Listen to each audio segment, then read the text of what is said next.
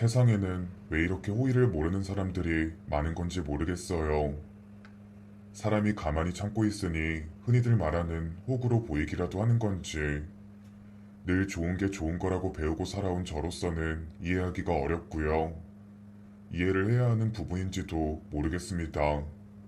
흔히들 가스라이팅이라고 하는 일을 제가 겪어온 것 같고 하나의 사건이 아니었으면 아마 저는 지금도 착하디 착한 그 집의 호구로 지내고 있지 않을까 하는 생각을 해봐요. 제가 당한 일이 가스라이팅이 맞는지는 모르겠지만 아마 다른 분들이 보시는 게 가장 정확하시지 않을까 해요. 저는 남자라곤 신랑밖에 모르고 살아온 흔히들 말하는 모태솔로였던 여자입니다. 젊었을 때는 그래도 노는 것도 꽤 좋아하고 술도 좋아하며 지냈는데 유난히도 남자만 앞에 있으면 말도 잘 못하고 눈도 잘 못 마주쳤어요.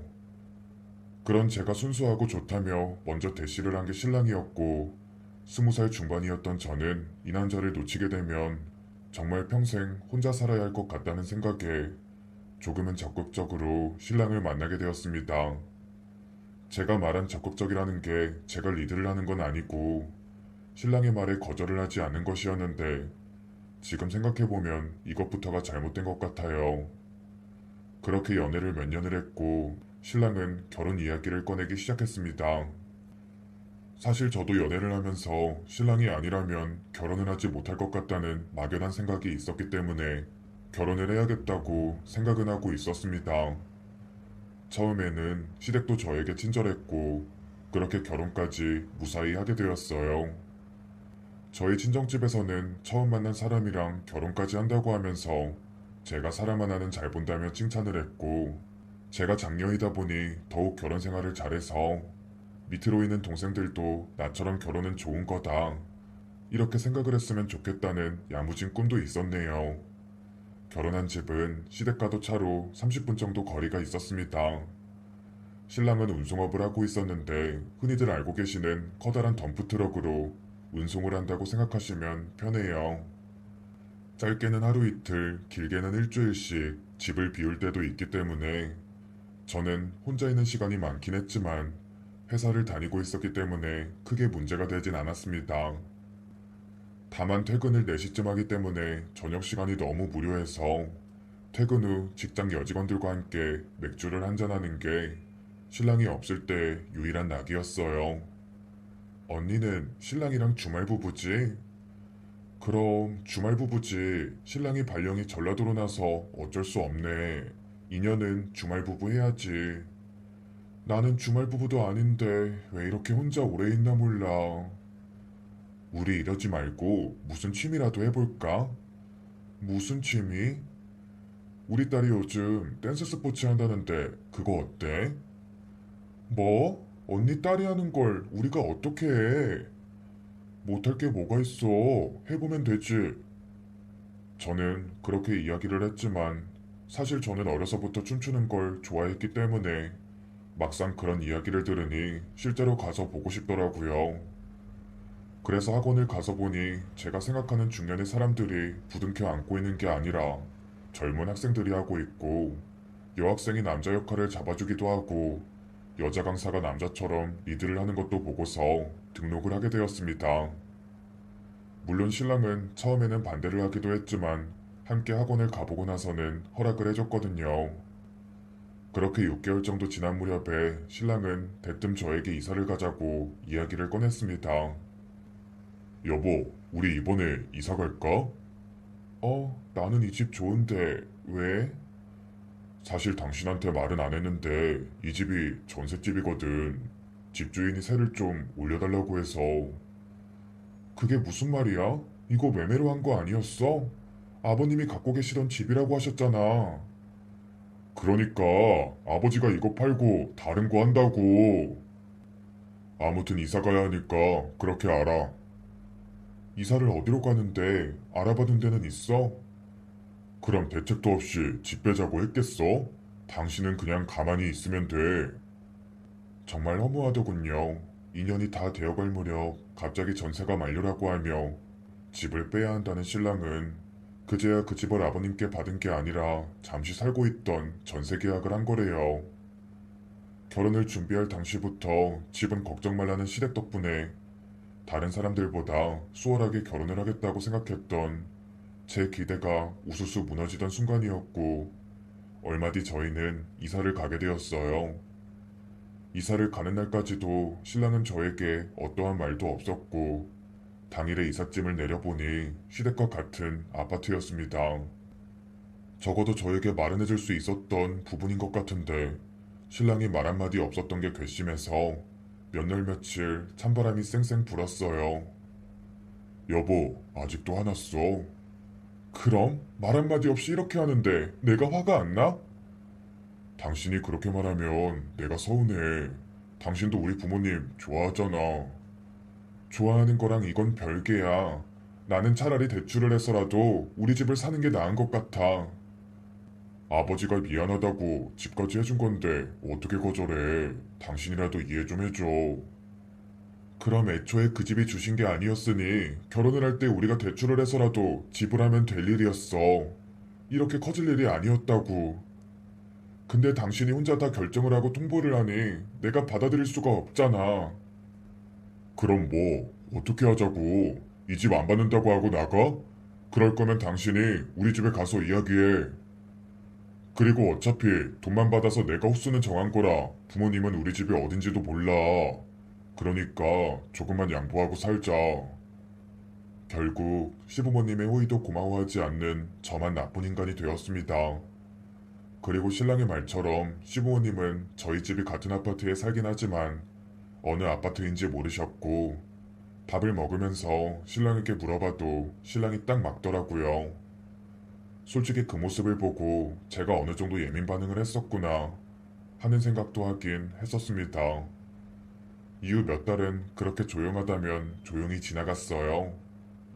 그리고 저는 평소와 같이 퇴근 후 집으로 들어서려 했는데 문 앞에 빨간 택배 상자가 있었습니다. 저는 대수롭지 않게 택배 상자를 집 안으로 갖고 들어갔고, 그 안에는 행운의 편지라고 적혀 있는 편지가 들어있길래 누가 장난을 친 건가 하고 생각을 했습니다. 그리고 다시 보니 송장 번호는 어디에도 없었고, 빈 송장 종이가 빨간 상자에 있었고, 복도형 아파트라 옆을 보니 저희 집뿐만 아니라 다른 집 앞에도 형형색색의 상자들이 있었어요. 사탕 몇 개와 행운의 편지만 있는 걸 보고 어느 꼬맹이가 장난을 친 것이라고 생각을 했어요. 사실 그렇게 생각을 할 만했던 게 며칠 뒤에는 시댁에도 그런 상자가 배달이 왔다고 했었거든요. 얘, 혹시 너희 집에는 무슨 상자 배달 온 거 없었니? 어머, 어머님이 그걸 어떻게 하셨어요? 지난주쯤 빨간 상자가 하나 배달이 와서는 안에 사탕 몇 개가 들어있더라고요. 우리는 어제 노란색 상자가 집 앞에 있더라. 요즘 꼬맹이들 사이에서 유행하는 놀이인가? 그런가요?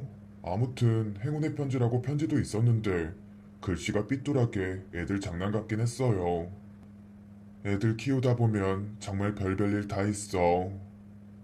그렇게 이야기를 하고 밥을 먹었고, 그날은 신랑도 있는 날이라 오랜만에 시댁에서 오래 머물다 내려왔습니다. 집으로 돌아온 신랑은 곧 다음 주 출장 일정에 대해 이야기를 했고, 날짜를 들어보니 동생이 대회 때문에 저희 지역에 오는 날과 겹치더라고요. 동생이 헬스 트레이너로 일을 하고 있는데 함께 일하는 친구가 대회를 나가고 대회를 도와주러 오기로 했었거든요. 신랑은 오랜만에 처제가 오는 것이니 맛있는 것도 먹고 푹 쉬다가 가라고 하며 저에게 따로 용돈까지 챙겨줬고 다음 주가 되었습니다. 예정대로 동생은 저녁에 저희 집으로 왔고 배달 음식도 먹고 고기도 구워서 거하게 한 상을 먹었는데 동생이 며칠 동안은 일정이 없다고 해서 신랑에게 다시 연락을 해서 며칠 정도 동생이 더 머물러도 되냐고 했고 신랑은 그때도 흔쾌히 쉬다가 가라고 했어요. 저는 아침에 출근을 해서 저녁에 동생과 함께 먹을 음식을 장봐서 들어갔고 이틀째 되던 날 동생의 표정이 좋지가 않았습니다. 왜 그래? 무슨 일 있어? 아니, 근데 창문 밖에서 누가 보는 느낌이 들어서. 네 집이 아니니까 낯설어서 그런 거지 뭐. 빨리 와서 밥하는 거나 도와. 그래야지. 그날도 동생과 제육고기를 해서 밥을 먹고 간단히 맥주를 한 잔 먹는데 동생이 또 그 이야기를 하더라고요. 언니, 근데 진짜로 밖에 웬 남자가 보는 기분이 들었다니까? 어떤 남자가? 그냥 남색 카라 셔츠에 검은 모자를 쓴 남자? 그거 경비 아저씨 아니야? 우리 아파트 경비 아저씨들 카라 셔츠 자주 입으시는데, 아, 그런가? 찝찝하면 내일은 그냥 커튼 치고 있어. 그래야겠네. 다음 날이 되었고 동생은 집에서 저녁을 먹고 나서 반기차로 집으로 돌아갔습니다. 동생과 함께한 며칠이 그래도 나름대로 힐링이 되어서 저는 기분이 좋았고 다음날 집으로 온 신랑에게 덕분에 동생이랑 좋은 시간을 보냈다고 말을 했어요. 그리고 얼마 뒤 저는 동생이 말한 이상한 것을 보게 되었습니다. 꼭 신랑이 출장을 가고 제가 혼자 있을 때만 이상한 일들이 생기기 시작했거든요. 제가 혼자 있는 날이면 꼭 벨이 눌려서 모자를 푹 뒤집어 쓴 남자가 배달 왔습니다 하며 이야기를 해요. 당연히 배달을 시킨 게 없는 저는 주문한 거 없어요. 가게 쪽으로 다시 확인해 보세요.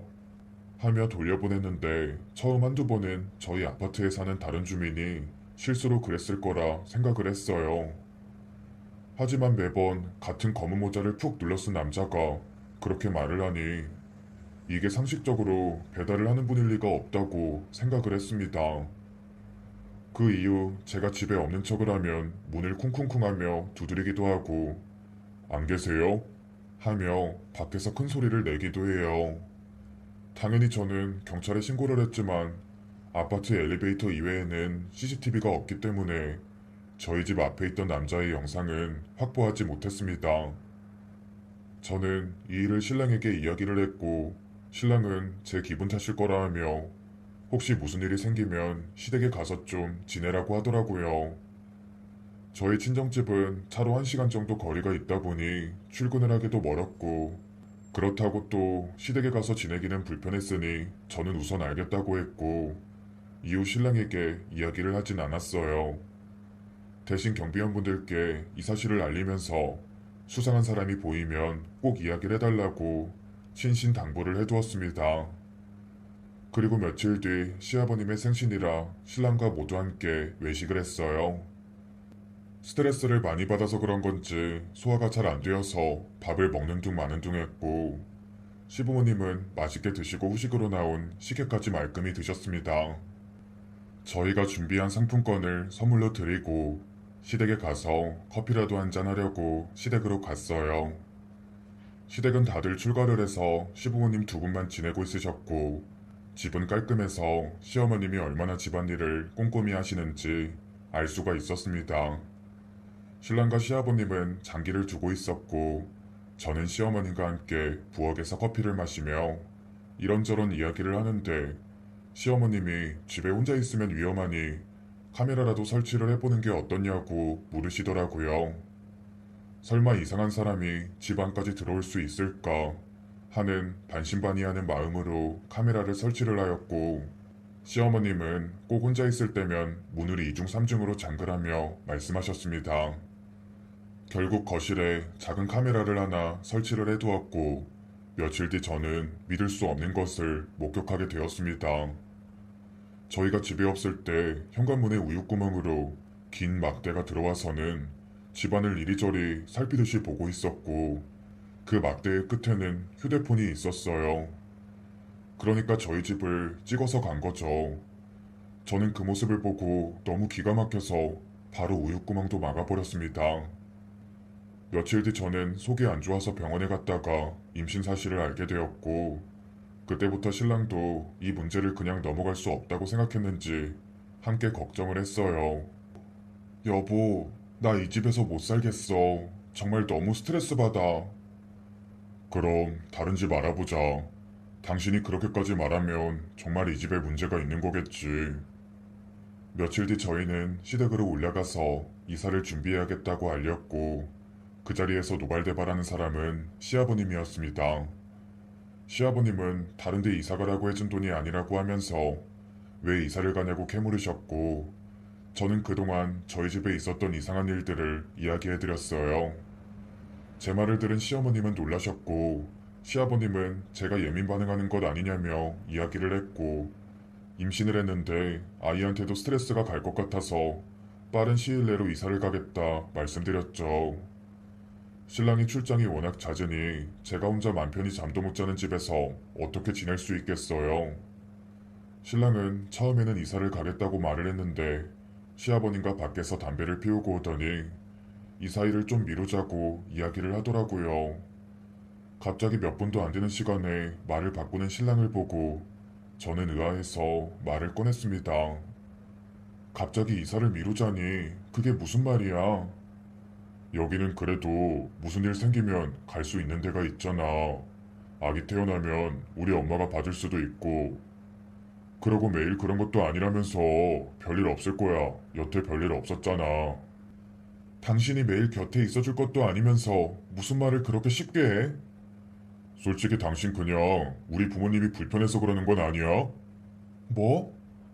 그냥 이 기회에 우리 부모님이랑 떨어져서 살고 싶은 거 아니냐고. 당신 우리 부모님 싫어하잖아. 안 싫어해. 그리고 무슨 말을 그렇게 해? 내가 보여준 동영상 못 봤어? 우유구멍 막았으니 된 거잖아. 이중문까지 있으니까 이제 별일 없을 거야. 솔직히 이사 가는 거 우리한테도 무리잖아.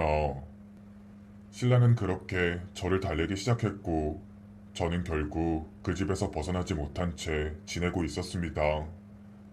한 달 정도 지났을 무렵 혼자 있는 밤에 또 저희 집 앞을 기웃거리는 느낌이 들었고 인터폰을 켜보니 역시나 검은 모자를 쓴 남자가 서 있었습니다. 저는 황급히 경찰에 신고를 했고 경찰이 오는 동안 그 사람의 얼굴을 찍어보기 위해서 조용히 우유구멍에 문을 열고 손거울을 구멍을 통해 내밀었습니다. 그런데 그 순간 그 남자의 발이 제 손목을 콱 하고 밟으려 했고 저는 손거울을 떨어뜨린 채 손을 재빨리 뺄 수밖에 없었습니다. 당연히 밖에서 난동을 칠 거란 생각과 달리 남자는 밖에서 가만히 서 있었고 저는 너무 무서운 나머지 베란다의 문을 열고 조심스럽게 뛰어내렸습니다. 항상 밖에서 안이 잘 보여서 좋지 않다고 생각한 1층이었는데 이런 순간이 되니 그 사람이 모르게 도망칠 수 있어 다행이라는 생각을 했고 저는 맨발로 밖을 달려 다시 아파트에 입구로 갔고 시댁에 있는 5층까지 계단으로 전력 질주를 했습니다. 제가 숨도 고르지 못한 채 뛰어서 시댁의 문을 두드리자 시어머님은 황급히 문을 열어주셨어요. 아이고, 이게 무슨 꼴이야? 무슨 일 있어? 어머님, 지금 아버님 어디 계세요? 뭐? 요 앞에 마실 나갔어.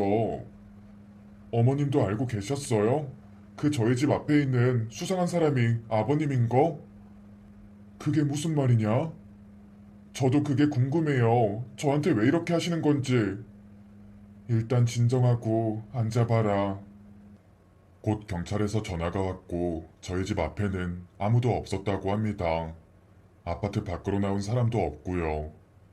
저는 결국 시어머님과 함께 시댁에 있었고 30분 정도 지났을 무렵 시아버님이 등산복을 입은 채 집으로 돌아왔습니다. 오, 너도 와 있었니? 저녁은? 아버님, 가방 좀 봐도 되나요? 뭐? 저는 더 들을 것도 없이 가방을 뺏어서 거실 바닥에 그대로 다 부어버렸습니다. 그 안에는 헐렁한 바지와 제가 본 검은 모자와 마스크, 그리고 긴 봉의 끝에 달린 안 쓰는 휴대폰까지 제가 본 모든 게 들어있었고, 뿐만 아니라 소형 음성 녹음기까지 들어있었습니다. 그동안 저를 겁주고 감시한 사람이 시아버지라는 게 확신이 된 순간 저는 허탈해서 몸이 떨리기 시작했고 경찰에 신고하려 휴대폰을 들자 시아버님은 뭐 하는 짓이냐고 하며 제 휴대폰을 멀리 던져버렸습니다. 시어머니는 그 순간까지도 이게 무슨 일인지 상황 파악을 못하고 있었고 이게 무슨 일이냐며 저와 시아버님을 보며 묻고 있었습니다. 그동안 저희 집 앞에서 서성이던 사람 아버님 맞으시죠? 너 지금 무슨 소리를 하는 거냐? 내 가방은 왜 함부로 만져? 저 분명히 봤어요. 지금 신고 오신 그 신발 신은 사람이요. 그리고 가방 안에 있는 이 물건들 다 저희 집 앞에 서 있던 사람이 입고 있던 거예요. 내가 너희 집도 모르는데 어떻게 너네 집 앞을 찾아가? 세상에 옷이 하나뿐이야? 그럼 봉에 달린 카메라는 뭔데요? 저희 집에 똑같은 게 들어왔던 적이 있어요. 산에서 사진 잘 찍으려고 만든 거다. 내가 일일이 이런 것까지 설명을 해야 해? 그럼 앨범도 봐도 되겠죠? 제가 그 말을 하는 순간 시아버님은 본인 휴대폰을 망치로 부숴버렸습니다. 그리고는 하는 말이 제가 본인을 의심하는 것 같아서 불쾌하고 어디 며느리가 시아버지를 가르치려 드냐고 하면서 화를 내더군요. 결국 저는 아무것도 얻지 못하고 집으로 내려올 수밖에 없었고요.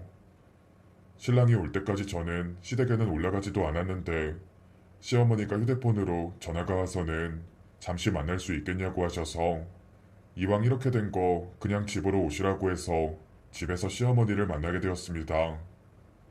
그리고 시어머니가 들고 온 물건을 보고 저는 놀랄 수밖에 없었어요. 그 물건은 제가 처음 빨간 택배 상자를 받았을 때 안에 있던 행운의 편지라는 편지였습니다. 차마 안에까지 다 쓸 수는 없었는지 겉에만 행운의 편지라고 적혀 있고 안은 텅텅 비어 있던 그 편지가 시아버님의 방에서 몇십 장이 나왔다고 하더라고요. 그 말을 듣고 생각이 난 게 있었는데 저희 집 앞에 왔다는 그 박스였어요. 제가 생각하기론 시아버님이 그 박스로 저희 집을 알아낸 것 같았습니다. 신랑이 오고 나서 저는 그 편지들을 들고 다시 시댁으로 찾아갔어요. 그날은 신랑도 함께요. 저는 시댁으로 가자마자 그 편지들을 보이며 이야기했습니다. 아버님 방에 이런 게 많이 있던데 이게 다 뭔가요? 네가 그걸 어떻게... 어머님이 찾아주셨어요. 이제 말씀해보세요. 저희 집 앞에 있던 빨간 상자 아버님이 두신 거 맞죠? 내가 그 상자로 그 많은 집들 중에 너희 집을 어떻게 찾는다는 거야? 말이 되는 소리를 해야지. 왜 못해요? 저희 집은 빨간색, 옆집은 주황색, 그 다음 집은 노란색, 상자가 다 달랐어요. 아버님 집 앞에 둔 건 아버님이 본인이 한 걸 숨기려고 하신 거겠지만 어머님이 분명 집 앞에 노란 상자가 있다고 하셨어요. 101호인 저희 집은 빨간 상자, 503호인 이 집은 노란 상자 아닌가요? 저한테 도대체 왜 그러세요? 제가 그렇게 미우신가요? 네가 바람을 피우니까 그렇지. 그 애 누구 애야? 이 버러지 같은 것. 그게 무슨 말씀이세요? 그래, 내가 너 감시하려고 그랬다. 근데 네가 행동을 그렇게 안 하고 다녔으면 내가 이랬겠니? 집에 남자를 불러서 밥을 해먹이지를 않나. 그러면서 뻔뻔하게 어디 임신을 했다고 콧대 높게 굴어? 그 애 우리 집 손주 맞는 거냐? 네? 제가 무슨 말인지 이해도 못하고 있을 때 신랑은 그제야 상황이 어떻게 돌아가는 건지 이해를 한 것 같았고 되려 시아버지와 함께 저를 추궁하기 시작했습니다. 그동안 무슨 짓을 하고 다녔냐고 하면서 제 말은 들은 채도 하지 않았고 시어머니는 흥분한 두 사람을 말리기 시작했습니다. 집에 남자라는 말이 무슨 말인지 이해를 못하고 있으니 시아버지는 기세등등하게 이것 보라고 역시 방귀 낀 놈이 성내는 거라고 하면서 아주 자세히도 이야기를 해주더군요. 신랑이 출장을 간 동안 제가 집에 불러들였다는 남자에 대해서요. 그리고 그 이야기를 듣는 순간 전 헛웃음이 나왔습니다. 그 양아치같이 머리는 노랗게 해서는 며칠씩이나 집에 있다간 그놈이 애 아빠 아니야? 아버님, 걔는 제 동생이에요. 뭐? 내가 그 말을 믿을 것 같아? 어디 말 같지도 않은. 당신이 이야기해봐. 내 동생 알잖아.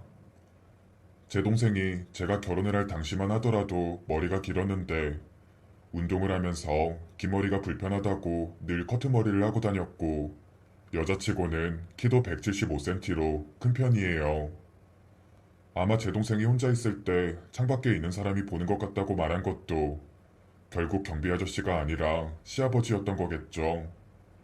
결국 제가 외도를 했다는 증거를 하나도 내밀 수 없는 시아버지는 되려 예의를 운운하며 저를 몰아세웠습니다. 외도를 한 적이 있어야 꼴이라도 잡히죠. 저는 정말로 그런 오해를 받을 일도 안 하고 살았으니 그냥 모든 게 어처구니가 없었어요. 그때 시어머님께서 갑자기 일어나시더니 시아버님의 등을 도마로 퍽퍽 소리가 나게 때리기 시작했습니다. 나한테 그렇게 모질게 했으면 된 거지. 왜 애들 사는 데까지 간섭을 해서 집을 이 지경을 만들어? 당신 때문에 애들 이혼이라도 하면 어떻게 얼굴 들고 다니려고 그래? 나 하나로는 부족했니? 잘못이란 잘못은 네가 다 해놓고 네 눈에는 세상 사람들 다 바람 피우고 다니는 그런 걸로 보여? 이럴 거면 그냥 병원을 가. 여러 사람 쪽팔리게 하지 말고. 갑작스러운 시어머니의 행동에 저희는 놀라서 말리고 있었는데 들어보니 시아버님은 젊은 날의 바람을 참 많이도 폈었다고 합니다. 그러면서도 의처증이 있어서 시어머님이 회사에 일도 못하러 나가게 막으셔서 하루 종일 집에만 있게 되었고 이혼을 하고 싶어도 그 시절에는 이혼이라는 게 쉽지 않아 참고 참으며 살아왔대요. 그래도 최근에는 아들네에도 같은 아파트로 이사를 오고 집에 찾아오는 손님도 있으니 덜 적적하고 좋았었는데 결국 곁에 사는 며느리에게까지 의심을 하는 시아버지를 보니 오만정이 떨어졌다고 합니다. 결국 저희 부부보다 먼저 이혼 이야기를 꺼낸 건 놀랍게도 시어머님이셨어요. 갑작스러운 시부모님의 이혼 이야기에 저희는 부랴부랴 집으로 내려왔고 한동안 아무 말도 할 수 없었습니다. 당신 아버님이 그러는 거 알고 있었어? 그래, 알고 있었구나. 언제부터 알고 있었어? 처음부터야? 아니, 우리 이사 가려고 했을 때 그때 아버지가 그러더라. 너한테 남자 있는 것 같다고. 아, 근데 나한테는 말 한마디 없었어? 아니, 당신도 날 의심한 거야? 솔직히 그렇잖아. 남자들이랑 붙어서 춤추러 다니는데 어느 남편이 그걸 그대로 두고 봐. 그 학원에 나이 많은 남자 없고 여자 선생님들이 봐주시는 거 가서 봤잖아. 젊은 남자들은 남자 아니야? 젊은 남자가 아니라 어린 학생들이야. 걔들 20살도 안 된 애들인데 당신 지금 무슨 상상을 하는 거야? 아무튼 이 일은 내가 미안해. 아버지가 처제 보고 착각한 거란 생각은 못했어. 아이 봐서라도 한 번만 봐줘. 신랑은 그렇게 울고불고 빌기 시작했고 며칠이라는 시간이 흘렀습니다. 사실 저도 아이 때문에 강하게 이혼을 생각하진 않았지만 대신 시댁과 먼 곳으로 이사를 가고 다시는 시아버님을 보고 싶지 않다고 했어요. 물론 신랑도 알겠다고 했고요. 그런데 채 한 달이 지나지 않아서 신랑은 돌연 저에게 말을 바꾸어 시댁에 사과를 하러 가자고 했습니다. 저 때문에 30년을 넘게 잘 살아온 시부모님이 이혼을 하려 한다고요. 그 일을 저만이 말릴 수 있다고 하면서 계속 부탁을 했고 저는 거절을 했어요. 그렇게 상황이 지나자 하루는 술을 먹고 들어온 신랑이 저에게 큰 소리를 냈습니다. 너 이렇게 이기적인 사람이었어? 당신 때문에 지금 우리 부모님이 이혼을 하려고 한다고. 그게 왜 나 때문이야? 당신이 그냥 조용히 아버지랑 나랑 풀었으면 될 일이었잖아. 그게 어떻게 조용히 해결을 할 수 있는 일이야? 난 아직도 악몽을 꿔. 내 생각은 정말 하나도 안 해. 모르겠고 우리 부모님 이혼하면 다 당신 탓이야. 알아들어? 그렇게 말하고 문을 닫고 신랑은 방으로 들어갔습니다. 그리고 온 한 통의 연락에 저는 마음을 받고 결국 신랑과 이혼을 결심하게 되었어요. 시어머님은 저에게 전화가 와서는 평생을 신랑에게 갇혀 지냈다고 하며 그리 지내다 보니 나중에는 내가 누구인지도 잊어버리게 되었다고 하더라고요. 본인이 시집을 왔을 땐 시할머니와 같은 집에 살았고 그때도 온 시댁 식구들이 본인을 감시했는데 저를 보니 정신이 번쩍 들었다고 합니다. 이렇게 계속 살아서는 나는 죽어서 화장당하든 묻히든 그 선택조차 할 수 없다고 하면서요. 그러면서 아이는 엄마가 행복한 것이 가장 중요하니 아니다 싶을 때 빨리 발을 빼는 것도 현명한 것이라는 말을 해줬습니다. 이후 제가 생각을 해보니 요즘 말로 가스라이팅이라고 하는 걸 제가 당하고 산 것 같아요. 저만 착하게 지내면 제가 한번 참으면 모든 일이 다 괜찮으니 저는 참기만 해야 하고 제가 잘못한 것이 아니더라도 사과를 하고 있었어요. 계속 이런 모습으로 살게 된다면 제 아이도 저와 같은 생각을 하며 살게 된다고 생각하니 섬찟한 기분이 들었고 결국 저도 이혼을 하게 되었습니다. 신랑은 아이 때문에 이혼을 할 수 없다고 했지만 그렇게 아이를 원하는 사람이 제가 힘들어했을 때 곁에 있어주지도 않았다고 생각하니 신빙성이 없더군요. 결국 저는 법원에서 시아버지가 저를 감시하며 스토킹한 부분, 그리고 제가 경찰에 의해 경비 아저씨분들께 지속적으로 이상한 사람에 대한 신고를 한 부분 등이 참작이 되어 저에게 유리하게 이혼을 하게 되었습니다. 물론 자주 출장을 다니는 신랑보다는 제가 아이를 양육하기에 좋은 환경이라는 판결도 함께 받았고요. 저는 지금 친정집으로 와서 생활을 하고 있고 곧 출산을 앞두고 있습니다. 앞으로 한 달 정도 뒤면 아이가 태어날 텐데 그래도 마음이 편한 곳에서 육아를 도와줄 친정 어머니도 있으니 조금은 안심하고 가족들에게 의지를 해보려 해요. 부모님께는 이혼에 대해 상세히 이야기를 하진 않았지만 동생에게 이야기를 하며 너를 남자로 봤대 라고 말을 하니 동생이 말도 안 된다며 화를 냈습니다. 동생이 헬스를 하고 요즘 잘 먹어서 몸이 조금 크긴 하지만 누가 봐도 남자로 보일 정도로 체격이 좋지도 않거든요. 정말 딱 시어머님 말씀처럼 먼 눈에는 뭐만 보이는 인간들이었어요. 30 초반에 홀로 아이를 키우며 사는 게 쉽진 않겠지만 더는 남자에게 의지하지 않고 저를 믿으며 누구보다 아이를 잘 키워낼 생각입니다. 저는 남자랑 손만 잡아도 얼굴을 붉히던 20살의 여자가 아니라 이제는 한 아이를 책임져야 할 엄마이니까요. 요즘은 커뮤니티 같은 곳에 저처럼 혼자 아이를 키우는 분들이 많아서 얻을 수 있는 정보도 많고 저에게는 저를 믿고 사랑해주는 가족들이 있으니 다시 한번 힘을 내서 새로운 인생을 살아보겠습니다. 감사합니다.